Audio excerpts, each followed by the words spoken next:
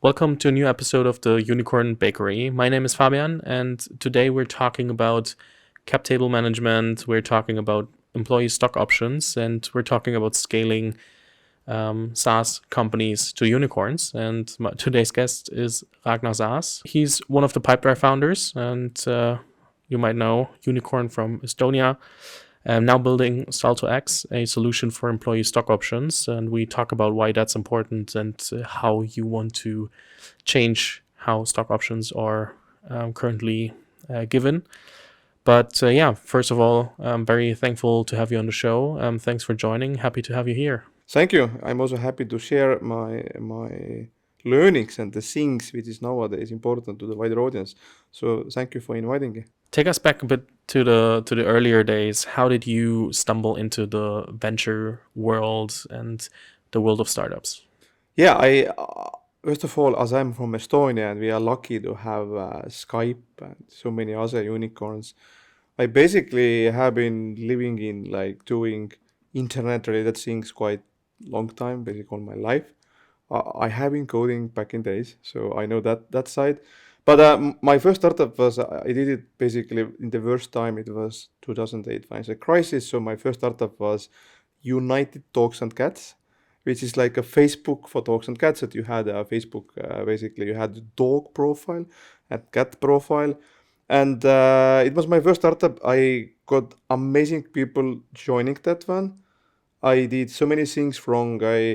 It's so difficult to scale B2C company from tiny country because the things that working in tiny micro country like Estonia would not might work in Germany, would not work in UK and US. But yeah, this was my first startup, and if you do it, if you feel entrepreneurial life, it's kind of like you don't want to be anymore like working for someone else. And from that moment, I have been doing companies, and exactly from company which wasn't success, we had lots of bad media coverage. That, oh my god, this company failed. They didn't succeed. They had to close the doors. It was actually news, which is kind of crazy. Back in 2010, when we needed to close it down, and but from that I took most of the team, and we was way more successful with Pipedrive, which we exactly built it to the unicorn, and which is still going great, growing. And I have met more than 1,000 of our clients worldwide, and it's amazing feeling to go any country and like, hi, I'm perhaps the co-founder, and how you use Pipedrive. It's just unbelievable. So, what did you do differently then with Pipedrive? So, how did you decide on what model to tackle, how to start, what were mistakes you didn't want to do twice? Yeah, amazing thing. First of all, like, even though I need to be telling that we was in good way naive, because if we started 2010 building a CRM, so many people found it super boring. So it was like, what? CRM? Why? Like, this is boring idea. Like, this is not cool. And it was really difficult. Uh, but we were so naive because we started to build very practical tool, and naive was that if he was going to the US 2011, so many people was like, you're crazy, you're competing with Salesforce. Look, here is the three skyscrapers in San Francisco. And I was always like, okay, cool, I haven't never used Salesforce. She was like, what? But what we did differently was like, we focused heavily the value proposition and also how we can start to make immediately revenue. That was just like we immediately agreed in the early days. We can only measure our success by the revenue. We had even in the company public dashboard showing our main KPIs, and we had in the early days one basically audio system which played basically some song assume we got a new client who put in credit card in. So we first of all we understood that the sales is more universal, like how you actually sell working surprisingly similar way as a main principle. It's just you have to basically contact, communicate, and so on. And we also picked, I think that the crucial was, but we are lucky in Estonia, we have amazing community of great designers. We built B2B SaaS tool which has a B2C feeling. That it was all about how you would start to use tool, which is fundamentally super difficult. In CRMs, usually you need to go and do the training and so on. How we can build tools that you can start to use it in few minutes. Maybe the most extreme and same time funny story is that back in the beginning, we had one of the most unusual use cases. So there was a one girl from New York who was tweeting that she used Pipedrive for finding a boyfriend, which is like was like what the hell. But the point was she had 10 candidates and she had approaches, and she wanted to basically she built it first stage, second stage, and so on. But this was maybe one of the examples that it was so easy, so that it's not scares you off and so on.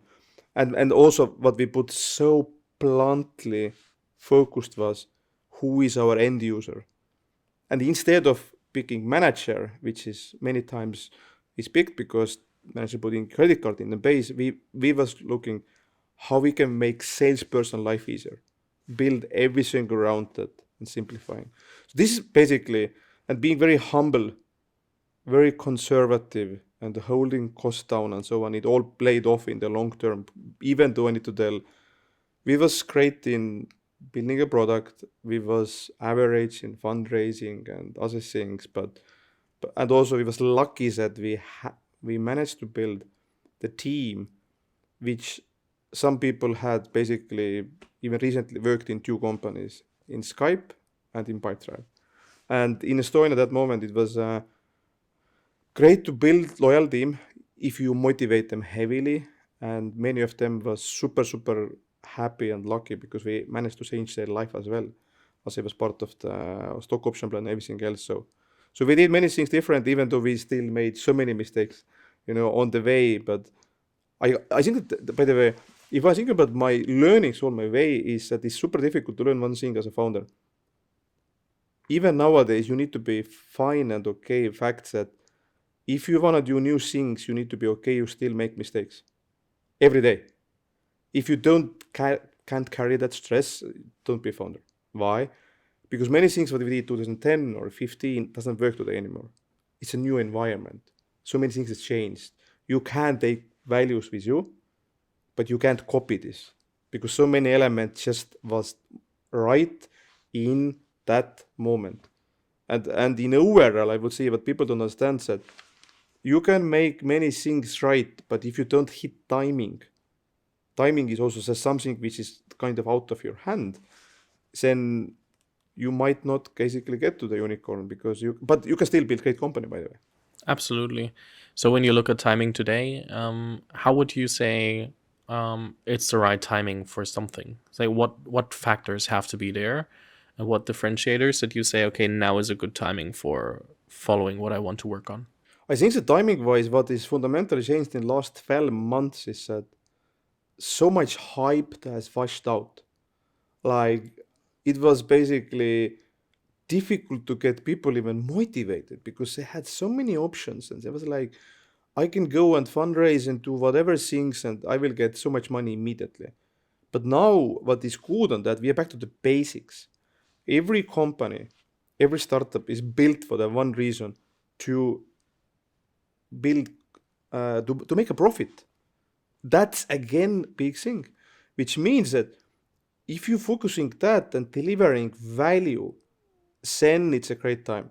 Because it was too much about just scaling and so many models we saw, and which is still, but I think this year will be very frugal. We will see many things going down because time has changed. But if you are putting your goal correct, then it's a best time. And also, if you look in overall, best companies started in the worst times because you immediately need to, even getting off is difficult.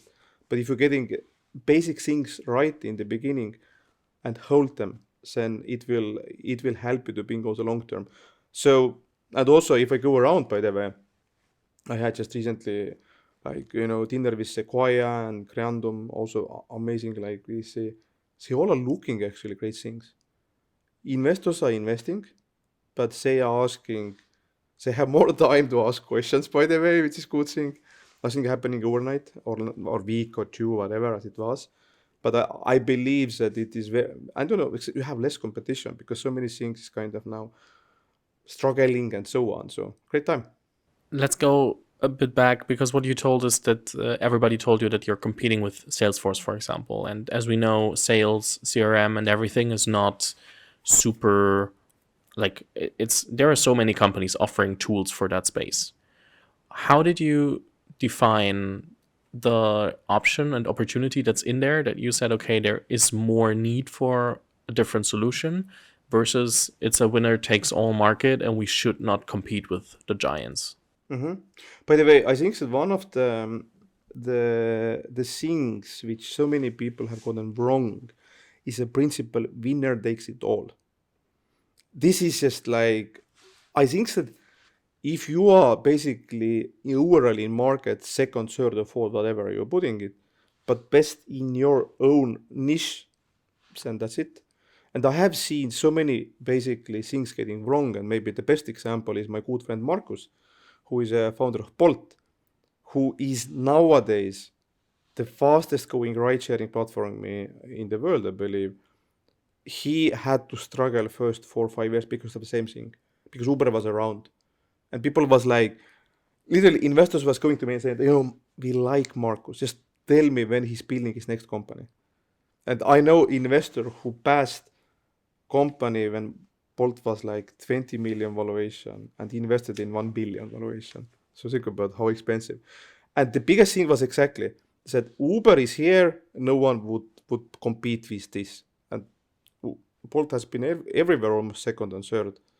More importantly, they are the margins and everything is much more healthy and they can be profitable every moment. But if we go back, I think that what we got right in Pipedrive in that moment was like, we basically did few things different from Silicon Valley.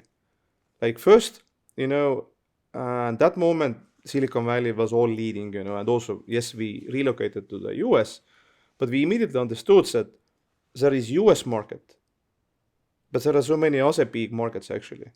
So we started to basically localize our product early on. It's different in US because if you are from the big market, you just go and take it, Let's say you're from US, you are just focusing, hey, let's do that market. If I'm Germany, we take this market. But we was like, okay, we have English version, but we should add more. Okay, we had Estonian. Okay, that's indeed a little bit joke because there's no financial reason behind of that. But we was lucky to adding like Portuguese version. And we was Brazilian market leader because we was the first. In that moment, we literally met one Brazilian VC who said, all of my portfolio companies using you, like all of them. And he actually invested to us in the ways that no one else didn't invest at that moment and helped us to out of the thing. So that was the first, I think one of the things that we was like global company from the day one, which helped us differentiate. And we was also like, okay, we have competitors in US, but if you look globally, the setup we have is very unique. And also it helped us that if some market go a little bit down, it will influence us, but not so heavily. And the other thing which it is so difficult to do is that we managed to build product which had viral elements. Like we always like sitting down and looking, hey guys, so we are getting half of the signups word of mouth. It is almost impossible to copy that. So it was like, but I was personally so heavily involved talking with our users. Literally, I was texting people, hey, I'm co-founder of Pipedrive, like I just wanted to ask personally, like, are you happy with the product? What can I do? And so on. And I visited them, I met with them, but also this actually made more and more like, difference because those stories was getting out, So it was like, I love this product. I have met the founder, blah, blah, blah. And all of this helped to build these viral elements. But I still believe that you need to geniusly make an effort to build relation with your clients and show that you can deliver them and you can make them happy. And believe me, CRM is one of the most boring things when you can like make them happy. But we geniusly liked this. We had in the team people who has done sales 20 years. And in overall, black and white, this is something which you can't ignore. You have to do it. And I think the global scale and global perspective helps a lot. A lot of German founders or founders from different countries than the US always think, okay, or just do our market, and then only the ones in the smaller markets like Israel or Estonia or others are like, okay, let's think as global as possible from day one. And this can be making things available in English and competing and just seeing where adoption happens, and then localizing in the countries that adopt the fastest, or also then localizing from day one and trying to make it accessible. But it's so important to not only focus on one market and think, oh yeah, everything will be fine, because if you're venture backed, you have to grow out of that, and you should do that as fast as possible. When we talk about scaling Pipedrive, what would you say were the biggest breaking points where you had to level up your game, where you had to become a better leader, where you had to become better in, let's say, revenue operations and all the different parts? At what points did you as founders have the feeling of, okay, holy crap, we have to level up our game? Mm-hmm. I think that one of the things that we learned, that we was happy that we had very humble team, was that we never cared about titles, and we agreed from the beginnings that we need to wear any hat to make it done, And maybe the first moment was like one of the best moments was when we hired the guy to leading our engineering. Because one moment, like if you can have great, like, talent, but if you have to scale, you need to be sure that everybody is still super effective. It's easy when you have 2-3 people, If you have 15, so you need to have some processes. And luckily we had one advisor who had Skype background, and he basically had been working scaling many tech teams. And one moment he looked at guys like, you just unbelievably good, but I feel that you will start to have problems now if you grow like 15, 20, 25, especially in the engineering. And we took an effort and managed to hire someone which basically, and the guy said, like, look around. And I said, okay, I know the guy who was that moment working in Skype. He was head of Microsoft client. And let me remind, Microsoft bought Skype. So the most important product they had was that one. And I showed that I have met this guy. He's amazing. What do you think? He said, yeah, but you would never hire this guy. I said, why? Because he is the key player in Skype. I was like, okay. And he promised he promised if we hire him, he would eat his hat, black and white. He hasn't eaten that yet, sadly. And literally, I met this guy, and it took us 3 months, and he had 2 offers, which is crazy also. He had our offer to being VP of engineering, and he had Wise, TransferWise that moment. And he picked us. And this was so important. And why? Because he was so senior and so smart and fit with us that I believe his impact was pretty similar like founders had. He actually, and even he spent in company same time of the thing. So this was one of the final moments that you need to find way how to hire people which is so much smarter than you, and put them to the freedom. And oh boy, like it's just like in engineering, luckily because of that, we basically managed to grow without huge hassles, which is a great thing to have. The other thing, what I think that we wasn't good, being very honest, we humble people, we go to the we was going to the US, and I think that many hires we made in US didn't work out so well. And I believe that nowadays I am more like looking that if you go and hire someone who has very good LinkedIn profile, you just need to so deeply understand, is this person good in your culture and in your setup? The fact that somebody worked in Google would not work for you, most likely. It's just too big, and too big culture and so on. But yeah, I think that the 1%, and second one moment I think that which hit us really back was like, I think it was a year later on, so that we basically had one signed term sheet with amazing VC, and usually if you have term sheet, this means there is already a huge amount of due diligence done because you don't sign term sheet just for the fun. Usually term sheet, in my experience, is like 90% deal is done. You just like, okay, here have lawyers. Let's talk about the small things. After months, VC canceled term sheet. Why? Because he looked our data and said, guys, your churn is so high that your business will not survive. But it was like, oh my God, what we did wrong, and we went back and made all of the analysis, and later understood that yes, we didn't address this correctly. So you need to analyze your data bigger and bigger. But second, we also understood that we didn't show the data correctly for him, because so many SaaS companies are growing by the sales team, and then the churn can decide your basically the destiny, because you just fundraise and you just put more to the marketing growth and so on. In that stage, we still was half the new clients was through the word of mouth, and then you can lose because your word of mouth usually cost much less.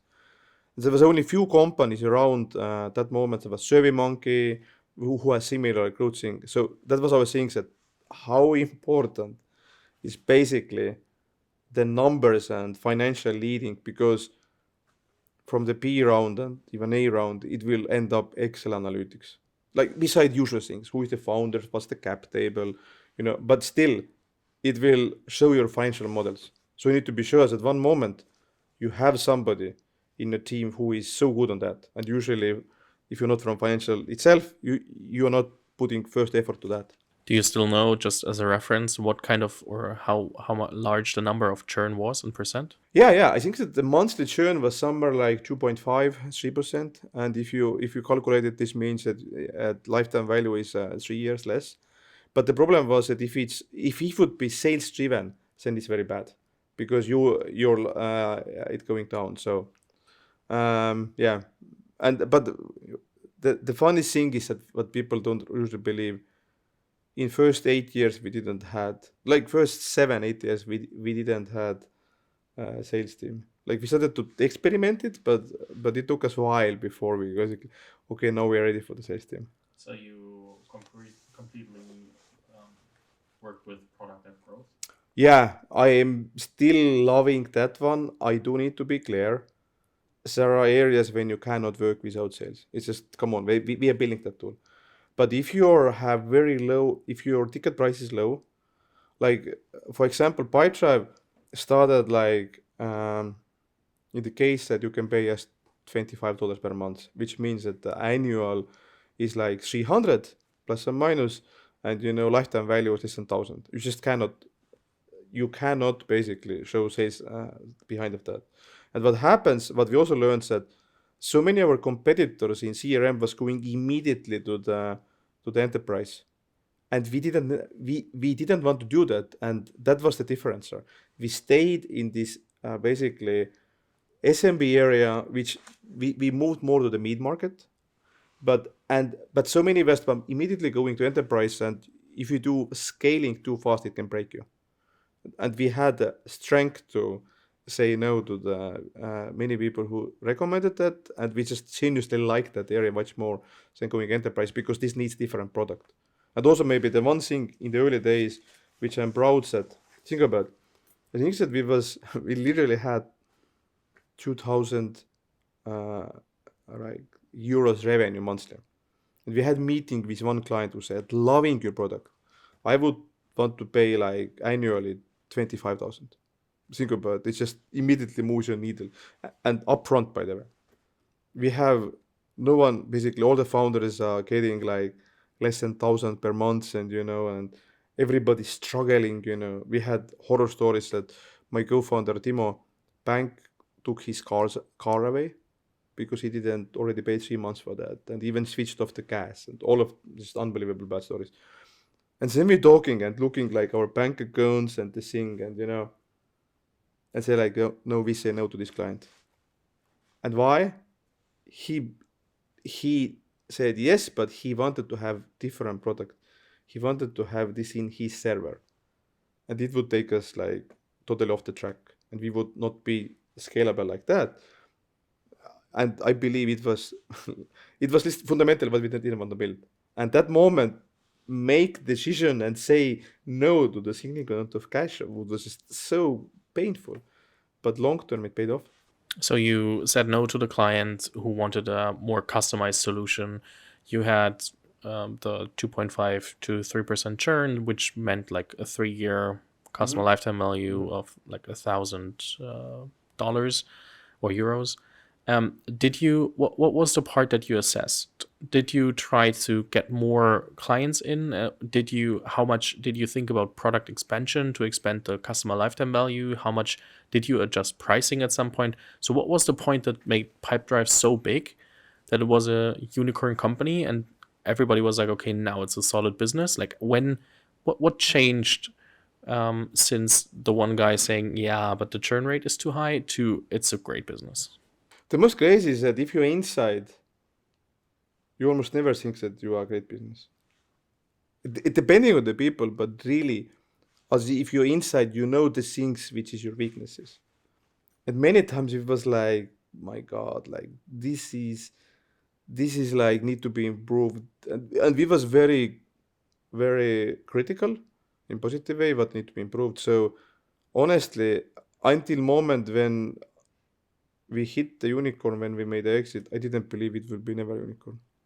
Like I just like was like, it's a great thing, it's growing, and what was cool in Pipedrive, we was growing pretty stable, like in the beginning 10% per month, every month almost. Okay, there is some indeed in December, January because of seasonal season, but but I believe that and you look into it, okay, this is need to be improved, this need to be improved, and so on.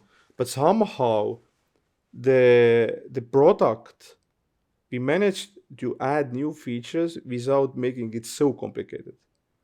And this is very, very important because if you're expanding your product, it might be that it is just like so complicated that you are becoming what you will become something what you have been competing in the day one.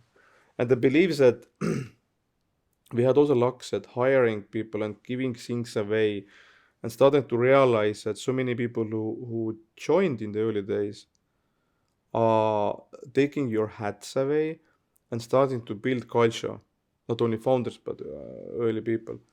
And also that we basically had foothold in Silicon Valley, so we had the teams there. One moment we moved to the New York because it's just time difference is crazy. Like always when I lived in Valley, my day starts 6 with a calls. You need to wake up before because you have just the 3 hours overlap, and that's crazy. But I believe that what really helped us as well is that living in the country where your clients are. So it was not only that, hey, we visit, but we co-founders relocated and lived and visited. It helped us to get different perspective, what our clients actually waiting from us. And this all basically doesn't make difference in like weekly or monthly, but in long term it makes big difference because at the end of the day, you need to make priorities and decisions. What is the next feature? What's the next thing? And I think that we had always like we after this journey we realized we had to build much more like data driven that until that we had analytics that we can say in first 60 seconds predict is this client start to pay or not, like with 90% accuracy. We built these insights that we stepped up this analytics because if possible, especially later stage, you need to make decisions based by the numbers. And like, okay, here we can improve it. And sometimes you can improve just unbelievable. In the early days, remember that we moved to the US in early days and just changed our landing page because just guys said, "Wait, guys, this is too long, like," and we understood that, okay, it's a great design, blah, blah, blah, but American clients just want to immediately touch the product. So we removed 80% of information from the landing page, and we had either like, this is it, sign up, or learn more. And the joke is, which is still the joke, that log in or like setup was Americans and learn more for German people. We literally, German was like, let me read your privacy policy. But the American was just, I wanna touch the product, I want this out and then decide what to stay. Indeed, later you need to reiterate and you need to continuously change where you are. But this change, was growing 3 times conversion. And even though later conversion a little bit was going down, but still we was getting much more clients from the visits to the web page. So that's the thing. I think that building these data-driven decisions was very crucial to grow and grow. Even inside it felt, oh my God, we are not so successful. One last question about the Pipedrive journey in itself, because in the beginning you said you were very revenue driven instead of anything else, and there are different ways to increase revenue: more clients, better product expansion, adjusting the prices. What was the thing that you did to, like, what was the main KPI that you improved over time to also make more revenue, so that it became the business it was? I think it's attached to the question that I asked before, but a bit more about when you think about making revenue, what was the part that you looked at? Pricing, product expansion, more customers. What was it? By the way, yes, one thing as well, I think that we changed our pricing at least 6 times. And if I mean changed, it means increased. And in the beginning, we was very afraid. It was like, oh my God, they will go away and shout. And we managed to do that without huge revolution. We had global pricing, which means that we had two opposites of the world. We had Indian clients who was very vocal that it's freakingly too expensive. But we also learned that for Americans, if the price feels cheap, they don't trust you. So we actually needed to increase to being given that. But I think that what really we changed that we was moving step by step to the mid market, meaning that average revenue per client was continuously improving and growing up. There was 2 ways. The first, some of the clients was growing with us. First they joined, they added 2 people. Then they added they hired 5 more people and so on. So one thing. But second thing, we started to attract bigger clients. And this was the key, that, you will have companies with 50 seats or 100 seats. But you need to do it in the pace that it would not destroy basically your product development and company. And this was maybe and it wasn't like, hey, we grew 10 times, but it was more like every quarter it was growing like few percent and so on. But if you look annually, very, very meaningful thing. And we also saw that country matrix was different. Like I definitely remember that lifetime value of German clients was highest in the world. And it felt that if somebody from Germany makes decision to being a paid customer, it's a higher commitment than other countries. Like in Brazil was maybe lower. It was continuously like, oh, I'm leaving and so on. And other thing which helped was like, if you're working with 2 small clients, like micro businesses, there are very high churn of anyway, less closing down the doors. What we managed to do as well is that if you even we fired or closed down the company, you will end up in new company and you took your know-how and skills with you. And that's exactly helps that they was just joining as a company, but was something to use. So the number one thing was exactly growing the average revenue per client, just moving more to the up and being sure that we can deliver them. So what we did, we invested to the modern customer support. So we had exactly people who one moment was like, okay, this is your personal contact with you and so on. It always know your case, it can help you and so on. And I believe that this was the change when we put huge effort into customer support, and it paid off. We had even rule that every new person who joins the company in the onboarding in first week have to be not the first but second week have to work in customer support, just to understand what people are finding problem and so on. and in investing to that heavily, putting efforts that we reply and everybody in support understand and can help, just paid off heavily. And we had, by the way, just a interesting examples that some of the people who built that amazing thing stuff left the company and started their own company, which is Klaus, and they are building a tool how you can run your customer support team and knowing who are good in the team and not. So and they have actually, I think that they have fundraised, and I think the last 2 rounds was led by German VCs. That sounds amazing. Let's go one topic further. I already said that we want to talk about cap tables as well, because it's super important and often overlooked until it's too late. And why is it so important to think about the cap table, and what do I think about when I think about the cap table? Yeah, I think that this is.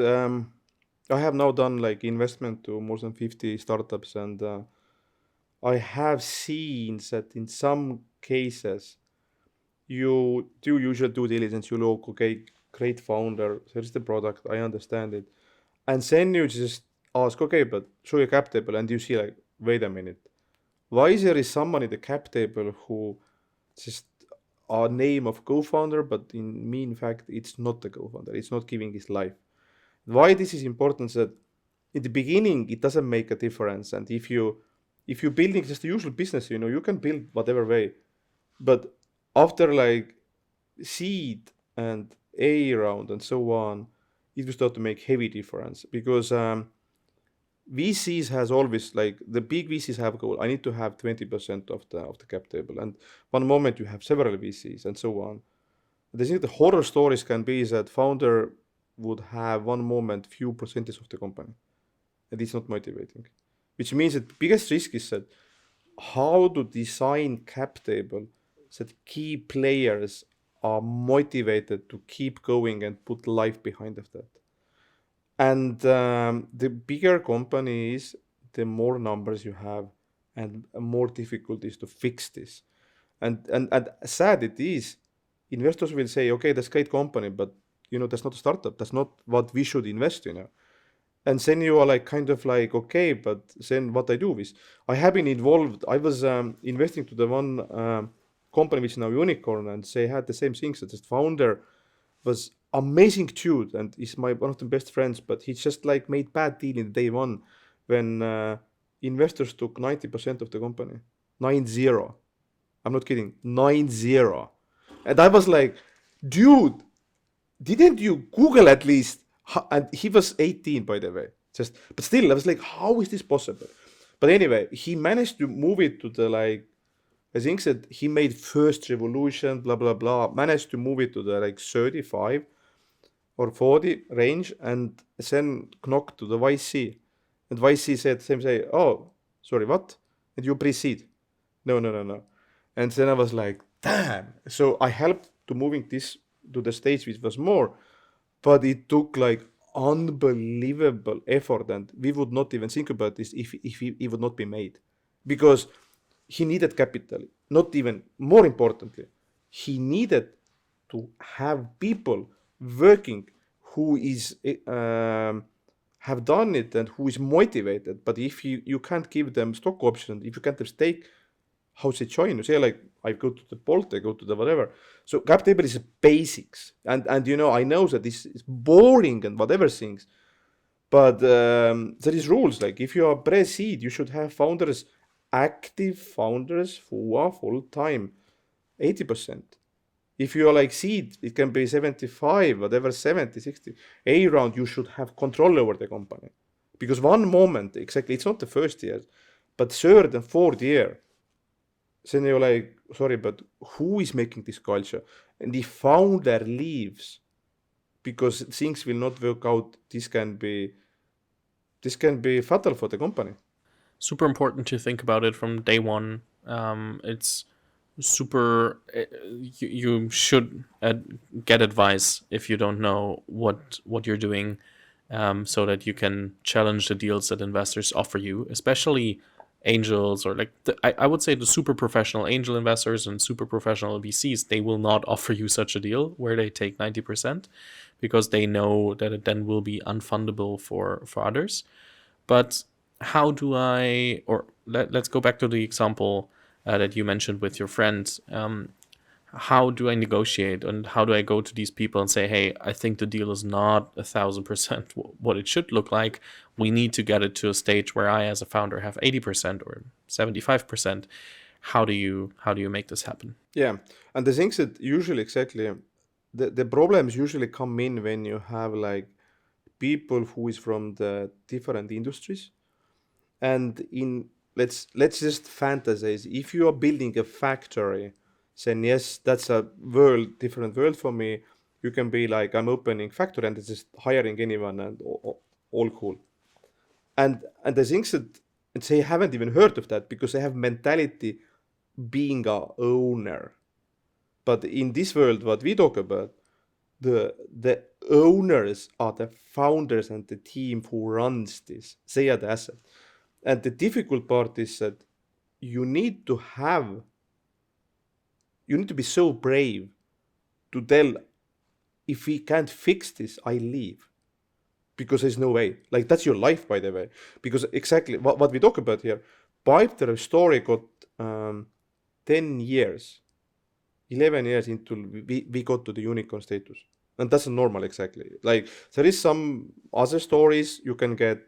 Is it the fastest was like even 2 years now in Europe, most likely. But if you look like usual case behind of that unusual thing, it takes 8 to 10 years. And you should think about how to motivate the founders, giving the best time of the life and all of the time what you would spend for your family, your friends, and so on away. So these talks have to be super frugal until moment you have to be ready to leave. Mentally, you have to ready that, okay, I don't want to be exactly employee.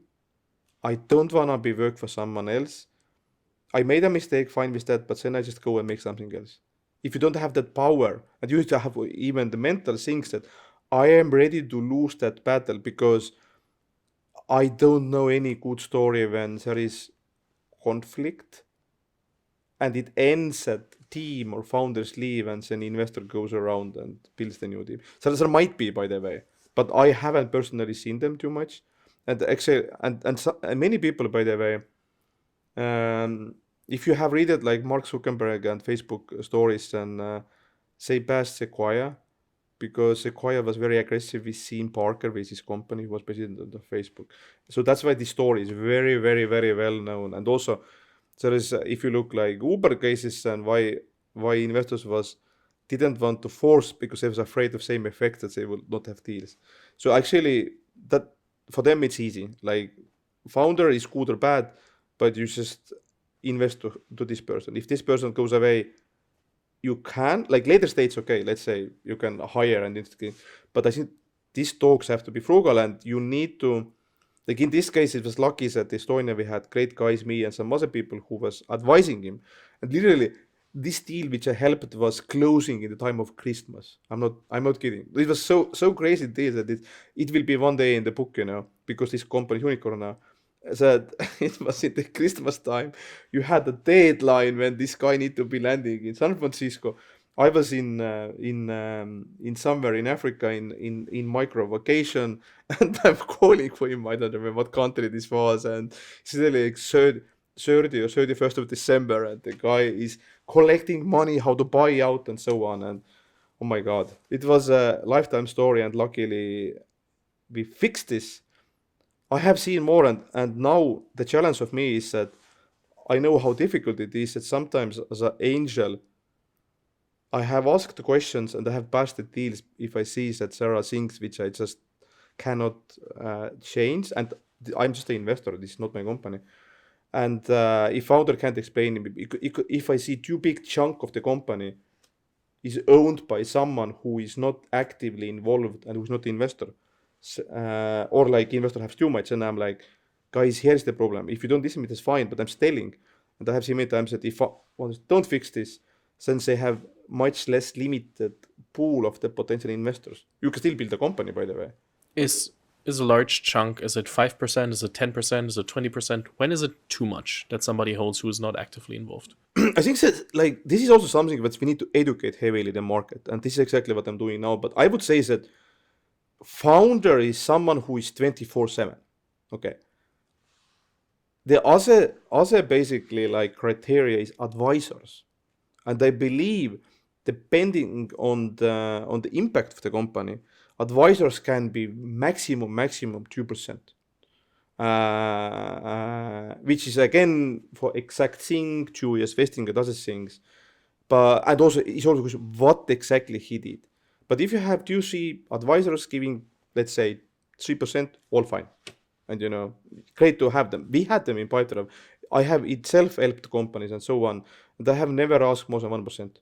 That's it. My own stake, if I have been involved every month, putting my time and everything behind of that, I have never asked more than percent. And I have gotten, by the way, unbelievable success because I have been already advisor to 2 other unicorn companies, which means that my time has been paid off heavily. I wouldn't be more lucky. Yeah, there are often advisors who ask for 10, 15, 20%, and then you should run. There is nothing else, just leave them there. Last part of the conversation, you built something new. There are a few stations in between, but we're talking Salto X. I quickly mentioned in the beginning, it's a solution for employee stock options, and you already mentioned that it's super important to incentivize the right people and incentivize the team. What would you say currently, and speaking from a European or global perspective, what is wrong with employee stock options at the moment? The most crazy is that I recently spoke with someone who worked in Skype and who has been advising other people how to start stock option plans, and she said ESOP stock option plans are fraud almost. It's like, what? The reason was simple, is that this exact person had stock options in Skype but didn't get any money out of that. And I think that it's a little bit similar for me, like as we had in CRM. It's extremely boring, if I'm being like, it's way more cooler to build something like TikTok, whatever thing. But what is challenging here is that there are too many challenges and it's keep changing. So first of all, exactly, is that, okay, how to start it up and how exactly building this plan, who gets how much. That's the first thing, exactly. 10% advisor is no way. But you need to also same way think about how to build it in the ways that you can motivate not only people first year, but second, third, and when you're like 5, 6 years old and have like 400 people. And that's actually needs mathematical things and so on. That's the first thing. Second of all, the things has changed because remote is everything. And now we are hitting new challenge here. If you have people working from 7 countries, you start to have like tax questions and so on. And that's getting a little bit more and more because if you look broader picture, in US, stock options is given approximately 8 to 9% of the companies. That's huge. In Europe, less than 1, which is like something totally wrong here because stock options in US is not only used by startups, but many other companies to motivate people and so on. So I would say that the challenge what we have in Europe is that US is just one legal logic, plus and minuses. Even though there are so many states, it kind of works pretty similar in different ways. Europe is just so many different countries, and even though we have European Union law system, you have local tax differences, and this all basically needs that. Come on, if you're starting a company, that would most likely the last thing you want to think about. You just want to build a product. You want to put time there. You want to hire best people. But again, hire best people. And we basically now, when I started to basically build how companies could build a plan, fix it working right, and now goes the interesting part. Give stock options in the ways that people are understanding it. The challenge what I have seen, which I did not realize before, is that, okay, you do stock option plan, you figure out the legal part, you sign the documents, and then you will go and ask, does people understanding it? The result can be that 70-80% people who receive options don't understand what did they received. So educational part or like understanding and communicating is even more because the tools which existing now, you can use cap table tools, yes. Many times you just sign the contract, it stays in your mailbox, and then one moment you might get it. But many times you even like forgot it. I have seen cases that people don't buy them out because they just don't understand what it is. And that's the tragic, because founders, many of them wanna share, but this process has similar steps, and you just don't focus that, and there aren't actually tools around that, because in the sense you can do basically everything on the Excel. You can sell, you can give that, but if you don't communicate, if you don't educate and take that effort, then it's basically failing, which means it actually is meant to motivate people, but it does not. And that's exactly what we are building now under the hood. How to solve that problem, that you have one basically company, one tool, and all which focusing that part, and only that you can give them, but be sure that people who receive them understand, and all this works out from the legal perspective, tax, and so on. So are you actually challenging this? So how does it actually work in the end, and so that it's better and more understandable for the employees? The interesting part is that if you grow, you might have even like, let's say you are exactly doing like 10% of your cap table, and you're just giving them out. The challenge that this how you do legally in Estonia or in Germany is different. It's just because of the thing. In Estonia, like the tax wise exactly options work until moment when you, there is some difference that you cannot buy that out 3 years. So that's exactly what the build said. We are building that the company joins will choose the legal setup which is makes sense for them, and it depends on the countries. If you're UK, you pick one. If you're from Germany, you pick other, and then exactly goes to the next thing, how to put together blocks that from the beginning, employee joins the company, she receives explanation what it is in human language, and then is the follow-up steps that like go through with a tiny like training other things to put things until the moments that people can go and play around with some models which gives them like kind of feeling of trends and direction, because you can't promise as well, because you might go big but you might go down, but you should have at least feelings that if you're very very successful, that what means for me by numbers. So we are building these very practical tools under the hood which helps to basically build that flow. And I think that, but also we need to understand that the magic moments indeed arrives when you basically can do first secondary sale, which means that nowadays what is changed, by the way, is that in Pipedrive it took us I think 5 years before we did any secondary. Let's say we did, I think it was B round, when we did B round, and we said, okay, we are fine to buy some amount of your stock options from employees, and some people are, wow, there are money. Now I see that there are investors who are ready to risk. At least it was a year ago, and I still see signs, and throw money in, but also like how to build that flow, and the tool and paperwork. Because I think that's also what we are step by step will fix for the companies. Ragnar, I will definitely link to Salto X and to your LinkedIn, because you're sharing a lot of the process there as well. I think that's interesting to see, and in the show notes, so that everybody can follow up and read about it a bit more and engage with the topics. It's been an absolute pleasure. In regards of time, I think I have to give you the last words for one last piece of advice for the founders.